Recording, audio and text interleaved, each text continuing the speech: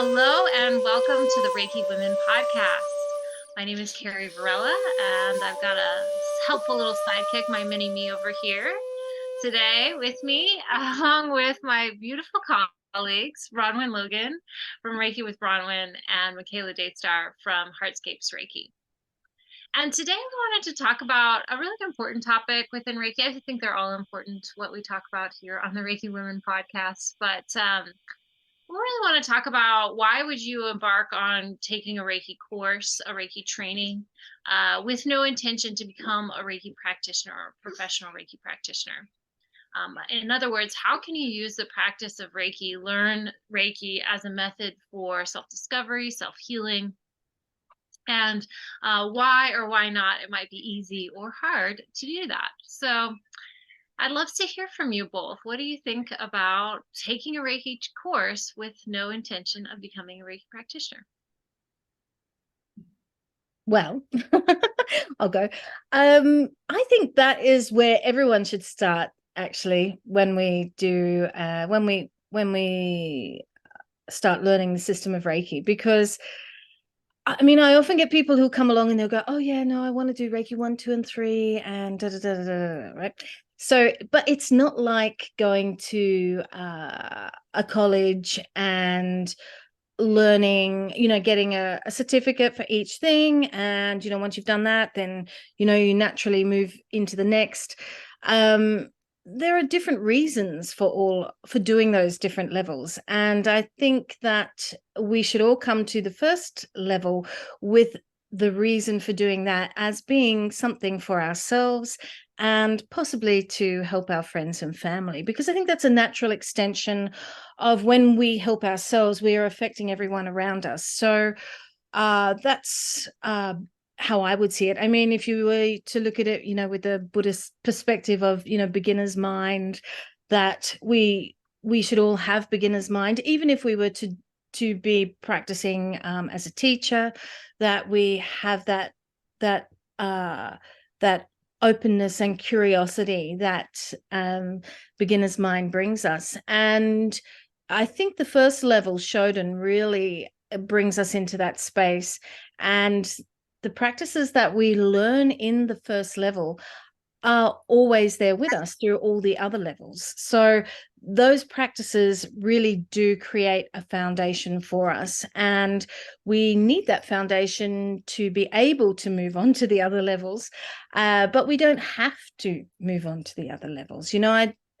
Someone could just practice level 1 for their whole life. And, I think it's just that in our societies, we get this idea that we've got to, advance and move through the levels. And, we have all these sorts of ideas, which are very, I think, corporate, actually, if anything. And we don't need to bring that into the system of Reiki. And in reality, all we need to do is to learn level 1. And I think that if we were to forget completely that there were levels at all within the system of Reiki, then if we were to do level 1, where we learn practices for ourselves, for meditation, and the precepts, and we learn how to be with other people energetically, how we could support other people and animals. So all of these things, really, that is the system of Reiki.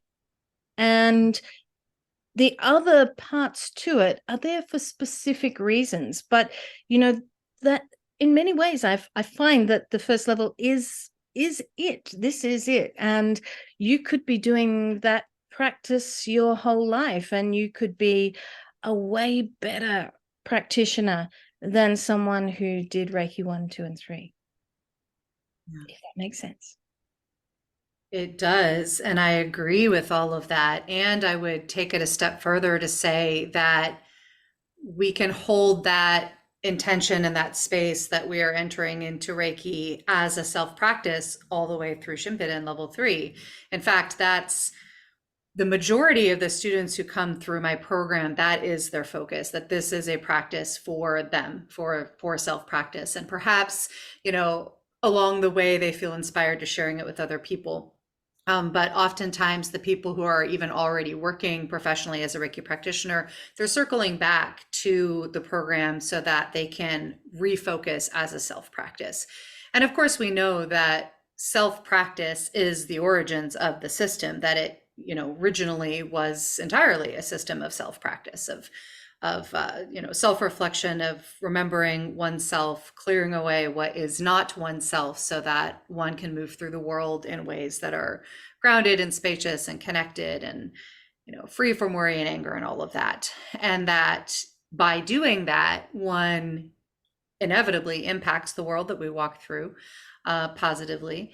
But that from its original form wasn't intended to then provide a, practice for turning into a business or making it into a job or whatever the case. Yeah. I think, as you say, that is a very modern interpretation of the purpose of the system of Reiki. And, I feel like this topic, sometimes we'll have a topic that's kind of almost a meta topic for this podcast, in the sense that, we often are speaking about Reiki from this perspective. We just haven't talked about it as its own, topic before. So I kind of love that we're doing that. And so if we look at, what we've come to understand as the structure of Reiki 1, 2, and 3 with regard to this question, as you implied, Bronwen, level 1 really is supposed to be about that initial experience, that introduction, that, forming a relationship with the practice and focusing that on oneself, with, of course, the ability to practice Tenehira hands-on Reiki with other people informally, friends, family, people you already have a relationship with. And that in Okuden level 2 is when one, would be authorized, loosely using that term, invited, welcomed to shift to a more professional standpoint with respect to working with clients and, with other folks. And, of course, different Reiki teachers will hold different amounts of training or information that they give around the professionalism of Reiki, the business side of Reiki. Whether or not that sort of content is included, but again, in level 2, that's kind of when you're authorized to start working with folks more professionally. And then level 3 is, where you might start looking at teaching, you learn attunement practices, and, the idea being that now you can prepare other people to become Reiki practitioners.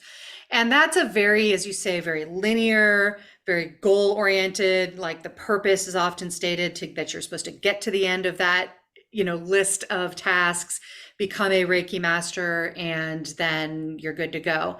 And structures have developed that allow people to move through that very, very quickly, right? To get to that end goal, to get to the end of that line as quickly as possible. And I think it's a really main part of what we advocate for here on the podcast, that one might want to consider rethinking and restructuring how we think about that whole experience. Not that as a linear, goal-oriented, the point is to get to the finish line, so that we can then go out and have a Reiki business, or go out and, share Reiki with others, whether or not it's a formal business, but that sharing with other people, attuning other people is the goal. I really advocate that folks rethink that all Reiki is self-Reiki, that the purpose of this system of practice is self-development. And we have many episodes of this podcast describing what that self-development looks like, right? But that it is self-development. And then from that flows organically, naturally, according to one's, what actually aligns and resonates with a person and their lifestyle and their needs, their goals. From that can flow the sharing with other people. The people that I've encountered as students or prospective students in my programs over the years, the people whose sole focus is to work as a Reiki practitioner, they want to get to that end goal, by and large, we're not a good fit. Those are not the folks that end up staying with me in my program, because it's too slow, right? We slow it down, we turn the lens on ourselves, and we work from that perspective. And from that perspective, in Okuden, right, you can be practicing Okunin entirely from the perspective of self-practice. In fact, we had our 7th of 8th Okunin classes this past Sunday. We were working on techniques for distance healing. One of the students in that class has zero interest in sharing Reiki with anybody else at this point in her life. The other one has been practicing Reiki with clients for 2 years and is circling back to focus on self-practice. And we had this amazing conversation and then practice session with, distance healing techniques, which are traditionally focused on sharing Reiki with another person who's not physically in the same location as you. And we looked at that as self-practice, right? How does that work? What does that even mean to do that type of technique as self-practice? We looked at it as meditations and interconnection. And that by connecting with another person or another entity, another animal, whatever the case is, through the lens of, I am in this practice to deepen my felt sense, my lived experience of the phenomenon of interconnection. That is the purpose of this practice. If it results in somebody else receives a Reiki session, excellent, right? Love it. We love that as an outcome. But that's not the purpose of the practice. At least it wasn't for us in that session. But it just kind of helped us to stretch our understanding of Reiki as a self-practice, even in these forms that we tend to think of as explicitly about working with other people. The practice of Reiju, I teach people the practice of Reiju or attunement as a self-practice first before we work with other people. So I think it's beautiful and perfectly aligned with the intention of this system of practice, and in the hands of a teacher who shares this mindset, can be really beautifully executed to approach the system of Reiki 100% from the perspective of self-practice. And then if that inspires, which it often does, a desire to share this practice with other people, letting that be an organic outflowing of one's self-practice. That's just really the perspective that I hold, and that I think, again, we've talked around in a number of episodes, but I'm glad we get to speak to it directly. And Carrie, you and I are both wrestling with little ones. My cat is like seriously wrestling with me right now. Like, I don't know what she's up to. And then your kiddo is wrestling with you. So, we're both like getting to have self-practice around staying focused on the conversation when there's physical distraction in our space. I love it. This is my day-to-day challenge, staying focused and grounded in myself, even though I got a toddler climbing on me. And I went along with what she's going with here because she wanted to put a cape on me. So nice. I'll take magic anytime. Yeah, yeah, I just love what you guys have brought forward, and a really important question about why does our spiritual practice sometimes want to be projected outwards, right? Why is it hard to keep it for ourselves and center it for ourselves? And I think for me, when I look at that question, I think it really starts with a money mindset. And a lot of times, at least in a Western society, we have a hard time valuing things if it doesn't bring us money. And even just money, even if we have a wider sense of value, like the quality, the depth of connection, being connected to healing, a method for self-practice and self-healing. If we can put a value on that has nothing to do with money, that's a really good start. And I think that that's really the perspective we should take with us into a Reiki course, is I'm doing this to bring more value or enhance the quality of my life through the practice of Reiki. And maybe because you feel intuitively drawn to the practice of Reiki, maybe it's you've had a positive experience with Reiki and you want to learn more, or that you'd just like to have the resources from Reiki in your daily life. These are all really valid reasons to take a Reiki course. And maybe it's because also you just love Reiki. You love Reiki and you want to learn more about it. And that in and of itself brings more value into your life. but I think even from the days with Takata, the way Reiki was, the origins of Reiki and how it was brought to the United States, it became this foundation um, for women in particular to express their capacities as healers and using different capacities. Okay, sweetheart, this is a little bit too much. Why don't you put on a cape? You put on your magic cape. See? It's like you putting on your magic cape when you're taking a Reiki training. Okay. Okay. You need to yourself, miss. No. Oh, you need it to be on front now. Okay. Okay. Well, Sky, can you please give me some space now? Okay. Okay. Anyway, so there's that, right? But so there's this rich history of using Reiki as the capacity to expand women's capacities in particular, but anybody's, it can be men or women, to really express that capacity within them to provide healing, whether it be hands-on healing. And of course, Reiki has also turned into intuitive healing, channeled healing, mediumship, these kinds of things as well, which we may disagree with on this podcast in terms of where that came from its origins, but nevertheless, it's here with us in this present day. So, but I actually really admire my students who come to Reiki with just that pure intention of to learn it for themselves. Yeah. And we're learning it for just that sole purpose in mind, without any intention beyond that. And I actually have to say that I'm kind of a hypocrite coming on here and saying, oh, you should learn Reiki for yourself, because that was never my intention. Like, my intention when I learned Reiki was like, I want to learn Reiki because I love Reiki. And I have this deep sense that I want to share it with others. I want to train other people in Reiki. I just knew it from the outset. So, but if I could look back with a little bit more hindsight and perspective on all of that, I would say that the reason why I did that is because I have a capacity inside of myself that wants to teach others. That, I have that kind of archetype within me, a teacher, a healer archetype, a support archetype, somebody who wants to help others, right?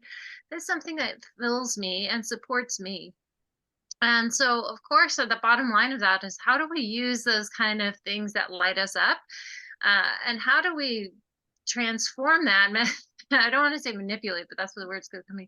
How do we use that to ultimately feed our bottom line, to give us money so that we can do the things that we're meant to do in our life, and be good and enjoy what we do, And for me, it always was Reiki.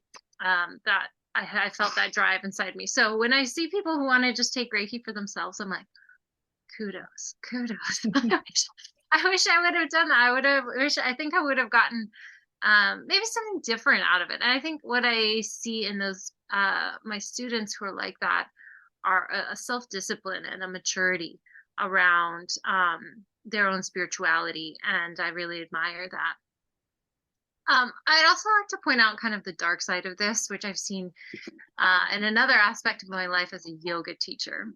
And yoga teacher trainings are similar to Reiki trainings in that they're kind of a certificate program, but, they're not a college degree.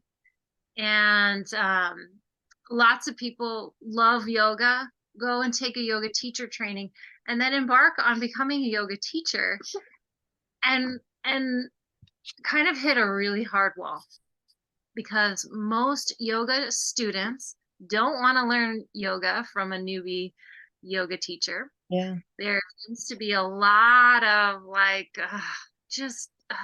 really a lot of friction between the choices of yoga students, their preferences for yoga teachers, and some painful dichotomies. Like thin white women, blonde-haired women, they tend to get a lot of students, good-looking women. So students are coming to them ultimately for the wrong reason, right? And it makes it really hard for a new yoga teacher to get their foot in the door. And so I've seen it that, yoga teachers, they go get their certification, they love yoga, they just are so inspired by it, they go and start teaching and just kind of hit this wall And in that process, maybe lose some of their joy and enthusiasm for the practice of yoga, using this example, and then ultimately lose their joy for the practice for themselves.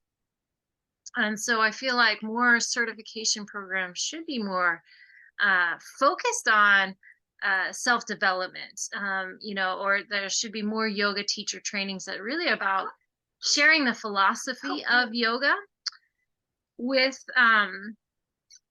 people who really want to learn more and experience more of the depth of the yoga practice, but don't necessarily need to teach it to others.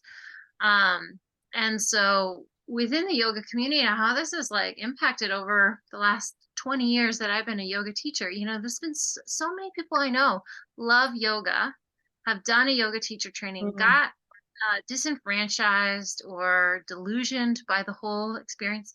And guess what? They don't practice yoga anymore.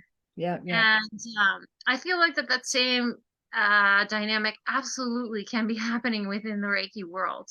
And so I encourage all of us in the Reiki community to keep that beginner's mind, to keep that state of studentship. And I know when I teach a yoga class now, I really try not to assume I know the most in the room. I assume that actually everybody in the room might know more about yoga than I do, even though I've been practicing since I was 16 and I'm a total yoga nerd. And, there's a lot I know about it. But my goal is not to teach everyone in the room everything I know about yoga. That would be quite boring. My goal is to set the space where people can practice. They can engage in a sacred practice, knowing that their practice of yoga is totally, happening inside them. It's a connection between them, their body, their breath, etc. I hope you can see how this can extrapolate easily into Reiki as well. So when I'm guiding somebody through a Reiki session who has a Reiki training under their belt already, I know that I'm just helping them and guiding them in their practice. So I'm going to turn them over to you. I got a fussy 4-year-old over here. You did very well. You did very well. Yeah, no, that was interesting what you were saying. I guess there was a flood of yoga teachers, I guess, has probably been the thing, it's more accessible to become a yoga teacher. And in that same way, we have experienced that within the system of Reiki. I read an article a little while ago, some research that someone had done when I was just looking up about women and Reiki. And one of the things that they mentioned, and it really, it hit me because it's something that I'd taken for granted. And I guess it's something that, like you were saying, Michaela, that I sort of have the opposite idea of. We talk about, of course, it's better to really go into a practice, move through that practice. Don't be concerned about the levels and just, really embody the practice. But what she said in this research piece was that one of the wonderful benefits of the system of Reiki are that the courses were, in the West at any rate, quite brief. And it allowed women who came from having families, for example, and lost their confidence, lost their skills, maybe their skills weren't relevant anymore, difficult to get back into the workforce. So what could they do? And I think it was one of the reasons why possibly there is a lot of women within the system of Reiki who are teaching. Yeah. And this is just on the subject you were talking about, Carrie. So, just that thing of actually the system of Reiki has made itself quite accessible to women in that way, and really a wonderful, helpful type of practice, rather than having to become an unskilled cleaner or, whatever. I notice that a lot of women who come out of having looked after kids and lost their careers, if you like, it's given them a focus. And I think that I know it's not necessarily our topic today, but it is a part of just the subject. And I actually think that's been a really wonderful thing. And it was probably a great thing for me. I like you guys, when I did my first class, my first Reiki 1 class, I was just like, I knew that was it. And I knew that was all I wanted to do. I didn't want to do anything else, So that is interesting in itself. And luckily there was a pathway for me that I could move into that and come out the other end. And at the other end of that was sort of like the beginning. And that's where you start learning and growing. And yeah. So look, I think that we can see it from many different perspectives. Just something about the distance healing. Oh, what was that? Oh, I know what it was. So we think of distance healing as being a practice that you would learn in the level 2, right? Michaela, you were talking about that. And it is something that we specifically sort of place within the level 2 because we work with symbols and mantras, which we teach at that level. But, in a Reiki 1 class, I'll often have people asking me about distance healing because they've heard about it and how it relates to the system of Reiki. So my answer to people is like, oh, so do we do distance healing? It's like, well, for sure. You don't have to. See, this is where we get very prescriptive, don't we? You don't have to learn symbols and mantras to be able to feel an interconnectedness with other people. And that is something that the 3 of us are doing right now, right? And we're not, chanting anything or drawing anything or, it is a very natural process. And I love that about the system of Reiki, that it is just so flexible, and sure, there are certain structures that can help us. So yeah, it does help if to get our mind into a certain space so that we can focus, and we use those tools that we learn in level 2 to work with distance healing. But if we can really let go into this idea that we're all here and have that really the understanding of what is at the base of the system of Reiki, then we can do anything. And that's what a really great Reiki 1 class will provide. And I do think that like a 3-hour Reiki 1 class is not going to provide that. And that is going to not give anyone any confidence, not give them an experiential understanding of what it means to let go, to what it means to be in this world. And that is something that it's an ongoing challenge, isn't it, to get that and learn how to be that. So yeah, there's my thoughts. I think you're so right about that, Bronwen. And, and I love this, this is another thing that kind of weaves through our conversations often, is this idea of Reiki as being both firm and flexible. And that, when we kind of pigeonhole this practice into this artificial structure of there's a level 1, there's a level 2, there's a level 3, you progress through them in a certain way, they have certain curriculum, that's again, useful as an organizing principle, certainly. However, if we make that rigid and don't allow for flexibility, and then we don't give enough spaciousness in our classes to notice what is unique about each class, what questions are coming forward, what experiences we're having, then we miss these opportunities to see the fluidity and the nature of this practice. Because you're absolutely right, if we and again, rigidity, if we see that the way you do distance Reiki is you learn a particular symbol and mantra, which like is the on switch for turning on distance Reiki, and you only get that in level 2. Okay, well, now we have a rigid box that tells us that this is where this happens.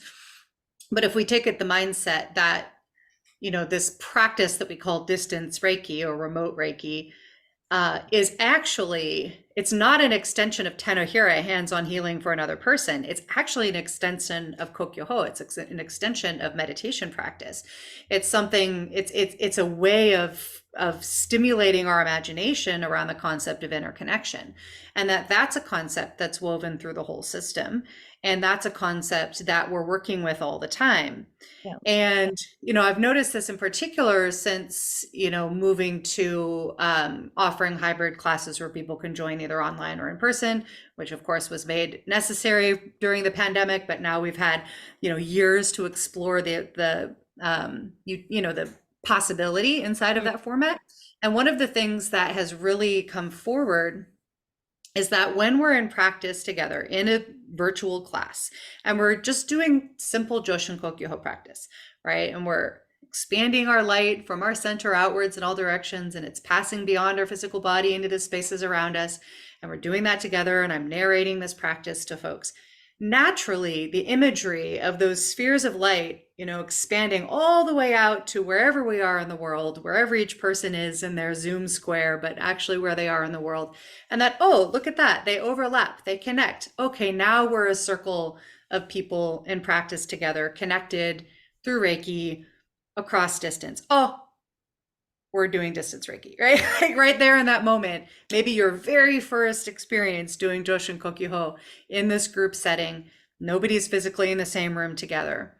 And just through the virtue of the imaginal and the potent, energetics of that foundational practice, it easily expands into what we would call distance Reiki. You don't need Honshase Shonen. You don't need a symbol.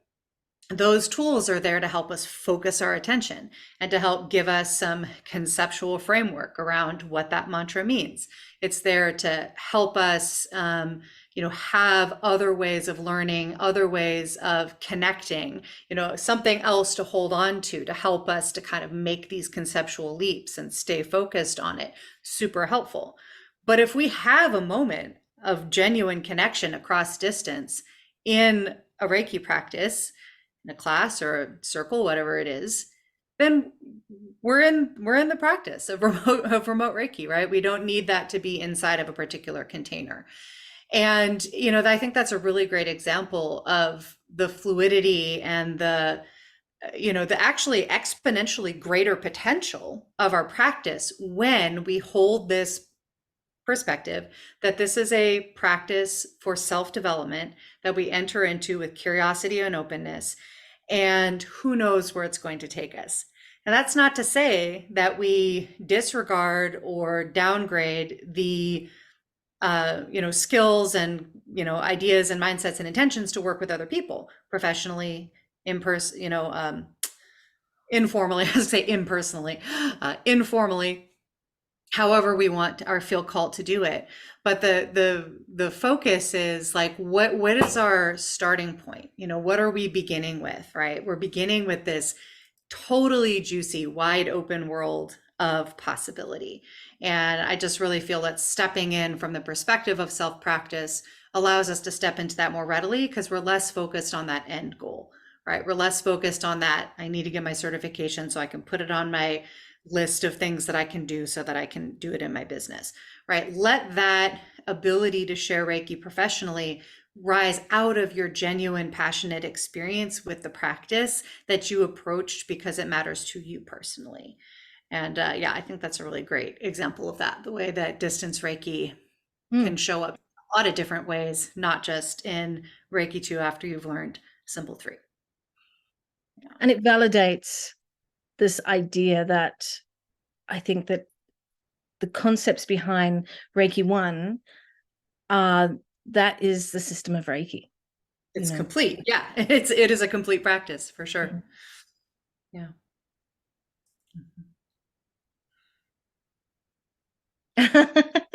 Hey, you got rid of her. We'll see if she's like, no, I'm right here. Back to this whole notion is like, why take a Reiki course, if you don't have an interest in giving it to somebody else, right? And so I think we have to kind of break through some of those mindsets. First of all, giving women, sweetheart, I'm talking for you. Breaking through these mindsets that, women can't just spend money on a course to do something and learn something that gives them more joy and embodiment and makes their life more meaningful, right? Sweetheart, this is so distracting. Can you please give me some space?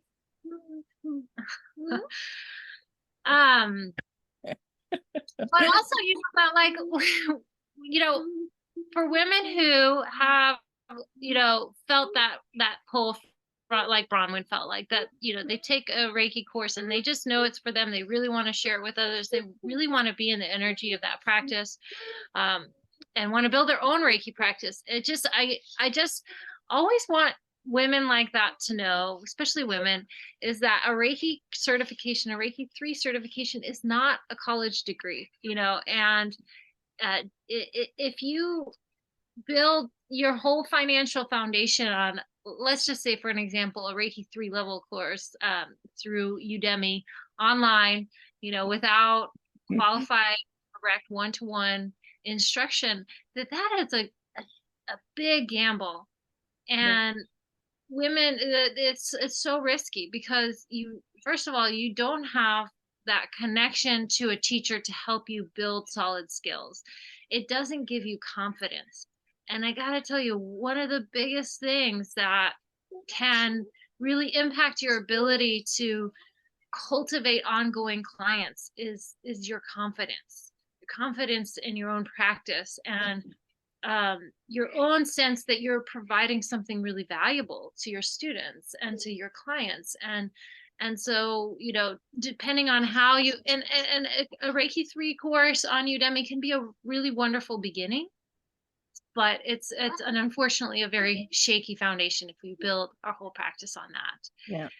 And so I see a lot of that happening in the Reiki world. And then, people who maybe go through that process and are learning from those mistakes, but in the process kind of lose their real genuine heart and connection to Reiki. That's I think unfortunate. And so I think it's really important for us to if Reiki is your career path, your Reiki professional, is to offer opportunities for more people to practice Reiki. To really give people that gift of being able to practice Reiki, bringing it in practical ways into our life that don't necessarily mean making more money. It's more about bringing people quality of life. I think that's really important. And, in a more marketing focused way of being in relationship with Reiki, it's all about, let's get new clients and let's do this and having more people in our Reiki trainings. And we kind of have to look more holistically about what the end result of that might be. We also have to look a little bit more holistically at like, the challenge of like having the value of something be reflected in let's say the number of people in your Reiki training, not like the quality of the experience for our students. I know that happens a lot in my yoga classes. It's like the class is only good because there was 15 people in the room, right? And it's and that's and I think that that's really unfortunate,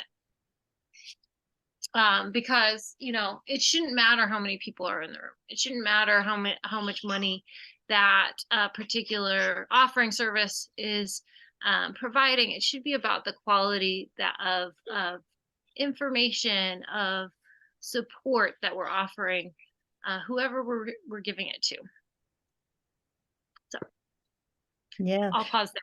Yeah.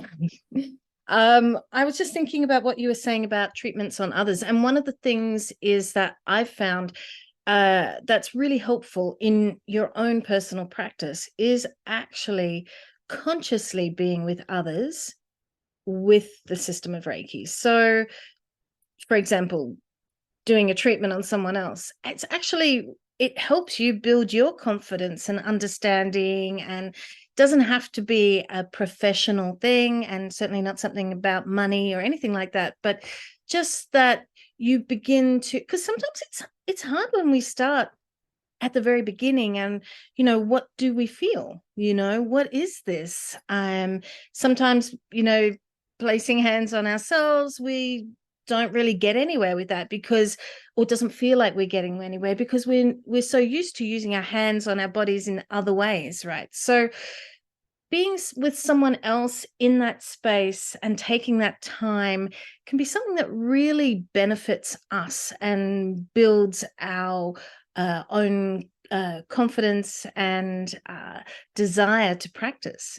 I think it's very much a natural part. And look, that is just the hands-on side, but just being conscious of ourselves energetically with others, which the system of Reiki also asks us to do. Yeah, that when we're working with the precepts, for example, all these things are helping us to, they're all about us and others. So even though it's a personal practice, it is still very much about us being in the world. It's not about us being out of the world in some little bubble somewhere where we do something and we become amazing or something. It's really about how we shift and change in the world in relationship to what's going on around us. Yeah. Yeah, I think that's a really lovely place to land. Yeah. So it's mine. You and me. it's you, Carrie. Take us home. Thanks all for joining on this somewhat ADD fueled, kid infused Reiki Women podcast. But cheers to all the women out there who are doing it all, supporting their family, helping their children grow, and impacting the lives of many. Women are really at the center of our households and of our communities. And so we wear many hats, and I hope that you see the value of who you are, what you bring to the world. That's not anything to do with money. It's really something much deeper than that. So, well, all of you out there who identify as lovers of Reiki, love Reiki, but have no interest in becoming a professional Reiki practitioner, this episode's for you. So we salute you. Cheers to you. Amazing how you've used and integrated Reiki in your own self-development, self-healing. So we'd also love to hear from you. Tell us your stories, your experiences of using Reiki in your own life, adding bringing some of the richness of resources and tools from Reiki into your own life. And if there's someone out there that maybe who loves Reiki but doesn't want to be a Reiki practitioner, if you're a practitioner yourself, maybe forward on this episode to them and see if maybe they get something out of it. You might also know that the Reiki Raise 8th Annual Reiki Summit has either is just about to finish or is finishing soon, depending on when you've listened to this episode. But we'll leave a link for you because we had a presentation in the 8th Annual Reiki Summit, and so you can always get access to those talks and presentations after the event has ended. So if you're interested in learning a little bit more about that, follow that link in the show notes. And whoever you are in the world of Reiki and listening to this episode, we just love you. We appreciate you. And however Reiki has manifested in your life, and however you use the practice of it to support your own self, to support others, well, we salute you as well. So blessings, and we'll see you guys again next